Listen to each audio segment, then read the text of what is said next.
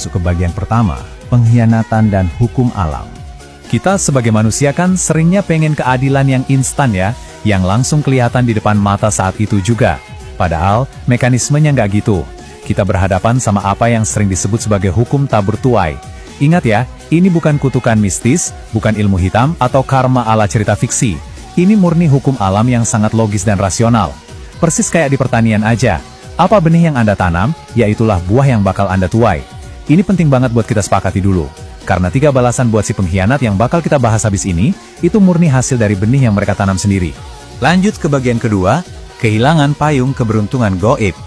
Nah, ini balasan mendadak pertama buat mereka yang dengan sadar mengkhianati ketulusan. Waktu mereka mematahkan kepercayaan Anda, sadar atau enggak, alam semesta perlahan mulai menarik keberkahan dari hidup mereka. Gini, ada sebuah metafora yang indah tapi tragis. Bayangin aja, ketulusan dan dukungan tanpa pamrih yang Anda kasih selama ini itu sebenarnya bertindak sebagai payung gaib. Payung ini nih yang selama ini bawa hoki dan nutupin mereka dari hal-hal buruk. Anda itu pelindungnya mereka. Tapi, waktu mereka nolak ketulusan itu dan berkhianat, mereka secara bodoh udah ngebuang payung pelindung itu jauh-jauh. Sekarang, mereka berdiri telanjang, rentan, tanpa pelindung spiritual di mata alam semesta. Kondisi keberuntungan mereka tuh sekarang berubah drastis. Pintu rejeki sejati tertutup. Anda mungkin mikir, loh, tapi di medsos kok dia kelihatan makin sukses dan happy-happy aja habis nyakitin saya? Nah, jangan gampang ketipu sama etalase duniawi. Materi yang kelihatan melimpah itu seringnya cuma topeng buat nutupin batin yang lagi dikejar-kejar sama kegelisahan luar biasa. Percaya deh, gak bakal pernah ada kedamaian sejati tanpa adanya keberkahan. Kita masuk ke bagian ketiga, terjebak dalam lingkaran energi palsu. Balasan yang kedua ini arahnya nggak lagi ke materi, tapi ke krisis sosial dan emosional yang parah. Dan lucunya, ini murni mereka picu sendiri lewat pengkhianatan mereka. Coba kita lihat hukum alam lainnya yang kerja beriringan, hukum energi setara. Intinya, alam semesta bakal selalu mencocokkan frekuensi internal kita dengan orang-orang yang mendekat ke kita, ibarat radio yang nyari sinyal. Karena si pengkhianat ini udah mematikan ketulusannya sendiri pas mutusin buat nyakitin Anda, mereka sekarang memancarkan frekuensi yang kasarnya jauh lebih kotor dan gelap. Ya alam semesta tinggal ngerespons dengan ngirim sinyal yang sama. Kalau kita urai nih siklus tragisnya step by step, kurang lebih gini. Langkah pertama, mereka mulai dengan ngancurin kepercayaan tulus dari Anda. Langkah kedua, tindakan kejam itu otomatis bikin cahaya ketulusan di dalam diri mereka sendiri ikut mati.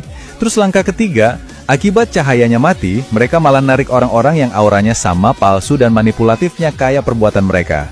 Alam semesta bakal ngedatengin orang-orang yang nantinya bakal manfaatin, meres, atau bahkan mengkhianati mereka balik di kemudian hari. Mereka secara harfiah ngebangun penjaranya sendiri. Dan disinilah letak inti penderitaannya.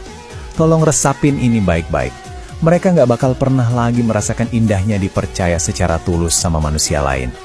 Dalam dan sunyi banget kan kalau dipikir-pikir. Mereka udah menukar cinta tanpa syarat dari Anda dengan hubungan transaksional yang dingin dan penuh kecurigaan. Itu sebuah kehilangan permanen akan makna koneksi antar manusia yang sejati. Lalu, kita sampai di bagian keempat, hantaman penyesalan di masa tua. Ini dia puncak keadilannya. Balasan ketiga, sekaligus yang paling nyiksa. Kenapa? Karena serangannya nggak datang dari luar, tapi merayap diam-diam dari dalam pikiran dan jiwa mereka sendiri. Inilah alasan banyak orang salah paham. Hukum tabur tuai itu jarang banget kerjanya dalam semalam. Habis berkhianat, ada fase panjang yang kita sebut ilusi, di mana mereka ngerasa lolos dan hidup enak. Tapi ingat prinsip awal kita, keadilan kosmik nggak pernah salah alamat. Dia itu sabar nunggu waktu yang tepat. Nunggu sampai fase malam-malam sunyi datang, atau pas roda berputar dan hidup mereka lagi di titik terendah. Disitulah mereka bakal nemui kejatuhan, berupa penyesalan yang benar-benar menghancurkan. Anatomi rasa bersalah ini kerjanya spesifik dan tak kenal ampun. Karma emang gak pernah salah alamat. Serangan rasa bersalah ini justru datangnya pas malam sepi, di usia senja, pas sudah gak ada lagi pujian fana dari orang-orang. Di tengah keheningan itu, bayangan wajah Anda, memori soal ketulusan Anda yang dulu dengan angkuhnya mereka sia-siain, itu bakal terus menghantui batin mereka tanpa henti. Siksaan penyesalan paling dalam yang sama sekali nggak bisa diobati pakai harta duniawi apapun.